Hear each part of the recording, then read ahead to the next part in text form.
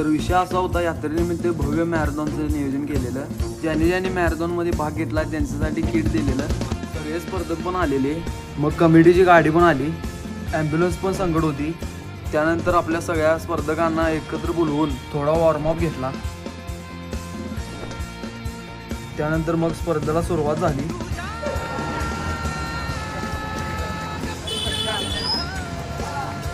त्यानंतर मॅरेथॉन संपन्न झाली व बक्षीस वितरण पार पडले.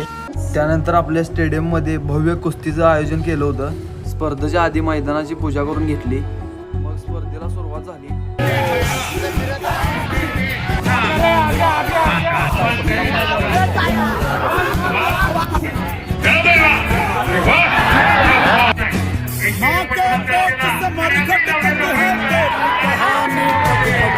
त्यानंतर आपल्या गावचे पैलवान गौरव साळगे भावाची कुस्ती होती.